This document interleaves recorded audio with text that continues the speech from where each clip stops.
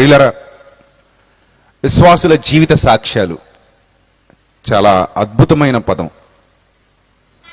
ఈరోజు మన క్రైస్తవ సమాజంలో మనం కూడా సాక్ష్యం చెబుతూ ఉంటాం. మీకు మైక్ ఇస్తే ఇప్పుడు ఒక్కొక్క కుర్చీలో ఉన్న ఒక్కొక్కరు ఒక్కొక్క గంట సాక్ష్యం చెప్తారు. ఈ రాత్రి అంతా మనం ఆ సాక్ష్యాలు వింటూ కూర్చోవాల్సి వస్తుంది. మనం వాకింగ్ చెప్పుకునే సమయం కూడా మీరు ఇవ్వరు. అప్పుడప్పుడు మనం సాక్ష్యానికి సమయం ఇస్తుంటే ఇది సాక్ష్యమా ప్రసంగమా కూడా అర్థం కాదు. ప్రసంగం కంటే ఎక్కువసేపు సాక్ష్యం చెప్పేవాళ్ళు కూడా ఉన్నారు. విచిత్రం ఏమంటే విశ్వాసులు ఇచ్చినటువంటి సాక్ష్యాలకు, వారి జీవిత సాక్ష్యానికి, ఈరోజు మన నోటి వెంట వస్తున్నటువంటి సాక్ష్యాలకి చాలా వ్యత్యాసం ఉంది. అది గమనించినప్పుడు నేను చాలా ఆశ్చర్యపోయాను దైవ గ్రంథాన్ని ధ్యానిస్తూ.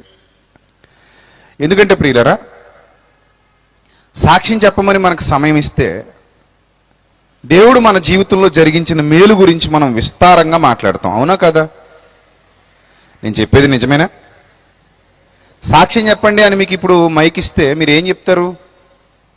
దేవుడు మీ జీవితంలో జరిగించినటువంటి మేలు గురించి విస్తృతంగా మాట్లాడతారు. దేవుడు నాకు ఇలా చేశాడు, దేవుడు నేను ప్రమాదకరమైన పరిస్థితిలో ఉన్నప్పుడు నన్ను కాపాడాడు, దేవుడు నా జీవితంలో జరిగించినటువంటి మేలు వర్ణింపశక్యం కానిది, చాలా గొప్ప మేలు నా తండ్రి నా బ్రతుకులో జరిగించాడు, ఒక అద్భుతమే నా జీవితంలో జరిగింది, ఒక మహత్కార్యమే నా జీవితంలో జరిగింది, అలా నా తండ్రి నాకు చేసినటువంటి మేలును గురించి నేను వివరిస్తున్నాను, ఇదే నా జీవిత సాక్ష్యం అని మనం చెప్తాం. అంతేనా? ఇప్పుడు మీరు సాక్ష్యం చెప్పండి అంటే అంతేగా చెప్తారు? ఇంకేమైనా చెప్తారా కొత్తగా? చెప్పండి ప్రియులారా, అంతేనా? ఇంకేమైనా కొత్తగా చెప్తారా? అంతే. నా జీవితంలో జరిగిన మేలు, మీ జీవితంలో జరిగిన మేలు, దేవుడు చేసిన మేలు, ప్రతి మేలు గురించి మాట్లాడుకుంటూ దేవుడు ఈ విధంగా నాకు మేలు చేశాడు, దేవుడు ఈ విధంగా నాకు సహాయం చేశాడు, దేవుడు ఈ విధంగా నన్ను వృద్ధిలోనికి తీసుకొచ్చాడు, ఈ కష్టకాలంలో దేవుడు నన్ను ఆదుకున్నాడు, ఎవ్వరూ నాకు సహాయం చేయలేనప్పుడు దేవుడు నాకు సహాయం చేశాడు అని మనం మన జీవితంలో జరిగినటువంటి మేలులను గురించి విస్తారంగా మాట్లాడుతూ దేవుడిని మహిమపరుస్తూ సాక్ష్యం ఇచ్చామని చెబుతాం. ప్రియులరా, ఇప్పుడు మిమ్మల్ని అందరినీ నేను అడుగుతున్నాను, దేవుడు మేలు చెయ్యని మనిషి అంటూ భూమి మీద ఎవడైనా ఉన్నాడు? అసలు మీరు చెప్పండి. నేను దేవుని మేలు పొందుకోలేదు అనేవాడు ఎవడైనా ఉన్నాడండి భూమి మీద? ఎవ్వరూ లేరండి. ఇంకో మాట చెప్పమంటారా? ఆయన మంచివారి మీదను చెడ్డవారి మీదను కూడా తన సూర్యుని ఉదయింపజేసి నీతిమంతుల మీదను అనీతిమంతుల మీదను కూడా తన వర్షమును కురిపించుచున్నాడు. నేను మిమ్మల్ని అడుగుతున్నాను, ఇది మేలు కాదా? ఆయన మేలు పొందనివాడంటూ ఈ భూమండలం మీద ఎవడైనా ఉన్నాడా? నేను ఆయన వల్ల మేలు పొందలేదు అని అన్యజనుడు ఉన్నాడా? పోనీ విశ్వాసులుగా మీరు కాసేపు పక్కన కూర్చోండి, వాక్యం ఎరిగిన వారిగా ఒకసారి అన్యజనుల వైపు చూడండి. అన్యజనులకు మేలు చేస్తున్నది ఎవరండి? సృష్టికర్త కాదా? దేవునిని ఎరుగని వారికి మేలు చేస్తున్నది ఎవరండి? ఆయన కాదా? దేవుని కొరకు బ్రతకని వారు కూడా ఈరోజు భూమి మీద హాయిగా ఆనందంగా బ్రతకగలుగుతున్నారంటే, వారు భోజనం చేయగలుగుతున్నారంటే, వారు చక్కగా ఈ భూమి మీద జీవించగలుగుతున్నారంటే, వారు కూడా ప్రయాణం చేసి ఇంటికి వెళ్ళగలుగుతున్నారంటే, వారు రాకపోకలేందు వారిని కాపాడింది ఎవరు? మరి కేవలం ఆయన నమ్మిన విశ్వాసులుగా మనకేనా మేలులు జరుగుతున్నాయి? మిగిలిన వారు ఎవరికి మేలులు జరగట్లేదంటే వాళ్ళకు కూడా ఏం జరుగుతున్నాయి? మేలులు జరుగుతున్నాయి. అందుకే వాళ్ళు కూడా అప్పుడప్పుడు భక్తి టీవీలో సాక్ష్యాలు ఇస్తున్నారు. నిజం, మీరు ఆశ్చర్యపోతారు. ఒకసారి అన్యజనుల ఛానల్స్ మీరు చూడండి, భక్తి ఛానల్ చూడండి, ఇంకా చాలా ఛానల్స్ ఉన్నాయి సహోదరులవి. వాళ్ళ ఛానల్స్లో వాళ్ళు కూడా సాక్ష్యం చెప్తారు.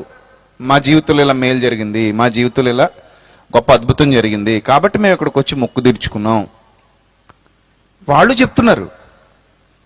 కాబట్టి గుర్తుపెట్టుకోండి, దేవుడు చేసిన మేలు మాత్రమే మన జీవిత సాక్ష్యం అనుకోవడం మన అవివేకం ప్రియులరా. ఇన్నాళ్ళు క్రైస్తవ సమాజం ఒక మోస పద్ధతిలో వెళ్ళిపోయింది. దేవుడు చేసిన మేలు మాత్రమే అంటే, ఏ రోజు నీకు దేవుడు మేలు చేయలేదు ఒక విషయం మాత్రం చెప్తావు, అందులో ఏదైనా ప్రధానమైన విషయాన్ని ఎంచుకుంటావు. సాక్ష్యం చెప్పండి అనగానే నాకు యాక్సిడెంట్ జరిగిందండి, డాక్టర్లు ఏమో చచ్చిపోతా ఉన్నారు, కానీ దేవుడు అద్భుతంగా నన్ను స్వస్థపరిచి ఇక్కడ వరకు తీసుకొచ్చాడు అని 1 గంట చెప్తాం మనం, సినిమా చెప్పినట్టు. అది మన సాక్ష్యం అంటాం. ఏమంటే నేను మిమ్మల్ని అడుగుతున్నాను, యాక్సిడెంట్ అయ్యింది కాబట్టి హాస్పిటల్కి వెళ్ళాం కాబట్టి ఊహించని విధంగా దేవుడు మనల్ని బయటికి తీసుకొచ్చాడు కాబట్టి దాని గురించి మీరు మాట్లాడుతున్నారు, బాగుంది. ఏమండి, యాక్సిడెంట్ అవ్వకుండా మీరు చాలా ప్రయాణాలు చేయలేదా? ఎన్నో ప్రయాణాలు మీ బ్రతుకులో, నా బ్రతుకులో మనం చేశాం కదా. మరి అప్పుడు మనల్ని యాక్సిడెంట్ అవ్వకుండా ఇంటి నుండి అక్కడికి, అక్కడ నుండి మరలా ఇంటికి దేవుడు నడిపించాడు కదా. మరి ఇవన్నీ చెప్పుకుంటే అవి సాక్ష్యాలేనా? యాక్సిడెంట్ అయ్యాక కాపాడడం సాక్ష్యం అయితే, అసలు యాక్సిడెంట్ అవ్వకుండానే ఇంటికి నడిపించడం కూడా సాక్ష్యమే కదా. మరి అది కూడా మేలే కదా. అది మేలు కాదా? మన జీవితంలో ఏదో మేలు జరిగింది అని చెబుతున్నామే, ఏ క్షణం మన జీవితంలో మేలు జరగలేదని నేను అడుగుతున్నాను. నువ్వు పుట్టిన నాట నుండి చచ్చిపోయేంత వరకు ఆయన మేలుతో నీ హృదయాన్ని ఏం చేస్తున్నాడు? తృప్తిపరుస్తున్నాడు. ఒకవేళ నువ్వు దేవుని మేలు గురించి మాట్లాడాలి అనుకుంటే ఇంకా నాన్ స్టాప్గా ప్రతి క్షణం మాట్లాడుతూనే ఉండాలి, ఆపకూడదు. ఏదో ఒక ఇన్సిడెంట్ తీసుకుని మాట్లాడటం కాదు. నీకు తెలియకుండా ఎన్ని మేలులు చేశాడో, నీకు కనబడకుండా ఎన్ని మేలులు చేస్తున్నాడో, నీకు ఉపయోగపడే విధంగా ఈ ప్రకృతి ద్వారా ఎన్ని మేలులు జరిగిస్తున్నాడో. అసలు ఆయనే మేలు చేయకపోతే మన జీవితం ఎక్కడండి? మేలు చేయుచుండుట చేత, మేలు చేయుచుండుట చేత తనను గూర్చినటువంటి ఉనికిని ప్రచురం చేస్తున్నాడు ఆయన. ఆయన గూర్చిన ఉనికి మనకు అర్థమవుతుంది. కాబట్టి మేలును బట్టి చెప్పే సాక్ష్యం మన జీవిత సాక్ష్యం కాదండి. అక్కడ జీవిత సాక్ష్యం అనగానే మన బ్రతుకులో జరిగిన మేలును గురించి మాట్లాడుకుంటూ పోవడమే. చిన్నప్పుడు నేను సంఘానికి వెళ్ళినప్పుడు చాలామంది లేచేవారు. లేచి ఈ వారం నేను ఆటోలో వెళ్ళాను, ఆటోకి ప్యాచ్ పడింది, ప్రయాణం జరగదేమో అనుకున్నాను. తర్వాత స్టెఫెన్ ఉందట్లేండి చూసుకున్నాడు, తొందరగా మార్చేసి తీసుకెళ్ళిపోయాడు. అప్పుడు నేను అనుకున్న పని అంతా జరిగింది, చక్కగా ఇంటికి వచ్చాను, ఈ చిన్న సాక్ష్యం దేవుడు దీవించిన గాక అనేవారు. నాకు అప్పుడు అసలు అర్థమయ్యేది కాదు. ఇలా చెప్పుకుంటూ పోతే చాలా చెప్పాలి కదా. పాలు పితకడానికి వెళ్ళాను, పీక మీద అడిగేసి గేదె తొక్కేలేదని చెప్పాలి. ఇవన్నీ చెప్పుకుంటూ పోతే ఇంకేముందండి ఆదివారం వాక్యం మనకి. ఇంకా ఎవరి జీవితంలో మేలు జరగలేదంటున్నాను, అదిగో రోడ్డు మీద పోయే వాళ్ళందరి జీవితాల్లోనూ మేలే జరుగుతుంది ఇప్పుడు కూడా. అది మేలు కాదండి? చెప్పండి, అది మేలు కదా? ఈ భూమి మీద బ్రతుకుతున్న ప్రతి క్షణం ఎవరి దయాదాక్షిణ్యాల వల్ల బ్రతుకుతున్నాం మనం? దేవుని దయ, దేవుని కృప, దేవుని కరుణ, ఆయన మహావాత్సల్యం. అందుకే అపోస్తుల కార్యాల్లో ఆ మాట ఒకసారి చూడండి. అపోస్తుల కార్యాలు 14వ అధ్యాయము 17వ వచనం ఒకసారి చూడండి. అపోస్తుల కార్యాలు 14వ అధ్యాయం 17వ చాలా పెద్ద సాక్ష్యం ఇది. అయినను ఆయన ఆకాశం నుండి మీకు వర్షమును ఫలవంతములైన ఋతువులు దయచేయచ్చు, ఆహారం అనుగ్రహిస్తూ ఉల్లాసంతో మీ హృదయాలు నింపుతూ ఏం చేయుట చేత? మేలు చేయుట చేత తనను గూర్చిన సాక్ష్యం లేకుండా చేయలేదని బిగ్గరగా చెప్పిరి. ఇది ఎవరు గూర్చిన సాక్ష్యం అట? ఆయనను గూర్చిన సాక్ష్యం. ఏంటది? మీకు మేలు చేయడం, మేలు చేయుట చేత. అంతేగాని ఇది పట్టుకొచ్చి నా సాక్ష్యం ఇది, నా జీవిత సాక్ష్యం ఇది అని ఆయన సాక్ష్యం నువ్వు చెప్పకూడదు. ఇది ఎవరి సాక్ష్యం? వాస్తవానికి ఆయన సాక్ష్యం. ఆయన సాక్ష్యాన్ని ఎవరి సాక్ష్యంగా చెప్పేస్తున్నాం మనం? మన సాక్ష్యంగా చెప్పేస్తున్నాం. మరి మన సాక్ష్యం ఏంటండి? అది వేరే. అది అర్థమైతే మీ జీవితాలు మారిపోతాయి. అది అర్థమైతే మీ హృదయం ఉప్పొంగిపోతుంది. అవునా అని ఆశ్చర్యచకితులం అయిపోతాం. మన సాక్ష్యం వేరే ఉంది, అది మన జీవిత సాక్ష్యం. అది మనకు అర్థం కావాలంటే విశ్వాసుల జీవితాలు చూడాల్సిందే, వేరే దారి లేదు. వేరే దారి లేదండి. ఆ విశ్వాసుల జీవిత సాక్ష్యాలే నేడు క్రైస్తవులుగా మనందరికీ మార్గదర్శకాలు. మన సాక్ష్యం ఎలా ఉండాలి? మన జీవిత సాక్ష్యం అంటే కేవలం దేవుని మేలుల గురించి మాట్లాడుకుంటూ పోయేదిగా ఉండకూడదు. ఎందుకంటే నువ్వు మంచిగా ఉన్నప్పుడు దేవుడు మేలు చేస్తున్నాడు, నువ్వు చెడ్డవాడవైనప్పుడు కూడా దేవుడు నీకు మేలే చేశాడు. మేలు పొందనివాడు, ఆయన వలన మేలు పొందనివాడు ఆదాము మొదలుకొని నేటి వరకు ఎవడునూ లేడు. ప్రియులారా, మనం ఊపిరి తీసుకున్నా, బ్రతుకుతున్నా, మనం తిన్నది అరుగుతున్నా కూడా మేలే కదండి. తిన్నది అరక్కపోతే అది పెద్ద రోగం. అది మామూలు రోగమా? తిన్నదలా కడుపులో ఉండిపోయింది అనుకోండి, అది ఏమైనా మామూలు రోగమా చెప్పండి? చాలా పెద్ద రోగం. ఎందుకంటే తిన్నది ఇంకా అలాగే కడుపులో ఉండిపోతుంది, అరగట్లేదు, జీర్ణరసాలు ఉత్పత్తి అవ్వట్లేదు, అంటే చచ్చిపోతాం మనం. ఇంకా శరీరానికి శక్తి ఎలా అందుతుంది? చచ్చిపోతాం. వేరే రూపంలో బ్లడ్లోకి ఇంజెక్ట్ చేసుకోవాలి. అది చాలా పెద్ద వ్యాధి. కానీ మనం తిన్నదొరుగుతుందన్నా కూడా మేలే కదా. మరి ఇంక అది సాక్ష్యం చెప్తామా? కాబట్టి సాక్ష్యము అనగానే, జీవిత సాక్ష్యము అనగానే దేవుడు కేవలము మనకు చేస్తున్న మేలు మాత్రమే కాదు. మరి ఏంటి అని అంటే, దానికి మనకి అద్భుతమైన వివరణ ఇచ్చింది మన రక్షకుడు, మన ప్రభువు క్రీస్తు. ఆయన చెప్పకపోతే మనకు చాలా విషయాలు తెలియవండి. అందుకే ఆయన మహాజ్ఞాని. ఆ మహాజ్ఞాని భూమి మీదకు రాబట్టే, ఆ ప్రభు ఈ భూమి మీద అడుగు పెట్టబట్టే లోకము పుట్టక మునుపు మరుగైన సంగతులు, లోకము పుట్టినది మొదలుకొని మరుగైన సంగతులు మీకు తెలియజెప్పేదను అన్నాడు ఆయన. లోకం పుట్టక మునుపు ఆయనకి జ్ఞానం తెలుసు, లోకం పుట్టిన తర్వాత విషయాలు కూడా ఆయనకి తెలుసు. ఆయనకు తెలియనిదంటూ ఏది లేదు. అంత మహా జ్ఞాన సంపన్నుడు మన రక్షకుడైన క్రీస్తు ప్రభువు. ఆయన ఏం బోధిస్తున్నాడో ఒకసారి చూద్దాం ప్రియులారా. ఈ రాత్రి మీకు ఆ విషయాలు చాలా స్పష్టంగా అర్థం కావాలి. యోహాను సువార్త 10వ అధ్యాయము, యోహాను సువార్త 10వ అధ్యాయము 22 నుండి జాగ్రత్తగా చూద్దాం. యోహాను సువార్త 10వ అధ్యాయము 22 నుండి జాగ్రత్తగా చూడాలి ప్రియులారా. ఆలయ ప్రతిష్ఠిత పండుగ యెరూషలేములో జరుగుతుంది. ఇది యూదుల పండుగ. ఆలయ ప్రతిష్ఠిత పండుగ అనేది యూదులు చేసుకుంటున్నటువంటి పండుగ. అది యెరూషలేములో జరుగుతుంది. అదేమో శీతాకాలం. అప్పుడు యేసు అదే ఆలయంలో సొలొమోను మంటపాన తిరుగుతూ ఉన్నారు. ఆయన తిరుగుతూ ఉండగా యూదులు చాలా మంది ఆయన చుట్టూ పోగైపోయారు. ఆయన చుట్టూ పోగైపోయి అంటున్నారు, ఎంతకాలం మమ్మల్ని సందేహపెడతావయ్యా నువ్వు? ఎంతకాలం మాకు ఇలా డౌట్లు క్రియేట్ చేస్తావు నువ్వు? ఎంతకాలం మమ్మల్ని సందేహపెడతావు?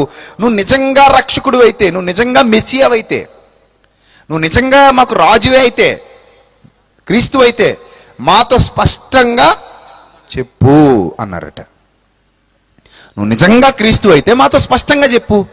ఎందుకంటే వాళ్ళు అప్పటికే ఒక రాజు కోసం ఎదురు చూస్తున్నారు. పాత నిబంధన లేఖనాల ప్రకారం రాజు అంటే వాళ్ళ ఉద్దేశంలో ఎలా ఉంటాడంటే, ఇదిగో ఈ రోమన్లతో యుద్ధం చేస్తాడు, కత్తులు కర్రలు పట్టుకుని యుద్ధం చేస్తాడు, మనల్ని ఒక ఉన్నతమైన జనాంగంగా నిలబెడతాడు, ఇక మనకి స్వతంత్రత వచ్చేస్తుంది, అప్పుడు మనం ఈ ప్రపంచాన్ని అంతా ఏలుబడి చేస్తాం, మనకు ఒక రాజు రాబోతున్నాడు, యుగముల వరకు ఇంక మనమే ఏలబోతున్నాం, ఈ మొత్తం వరల్డ్ మొత్తం మనదే, అధికారం మన కిందే ఉంటాయి మొత్తం అన్ని జాతులు కూడా అని అనుకున్న భ్రమలో ఎవరున్నారు?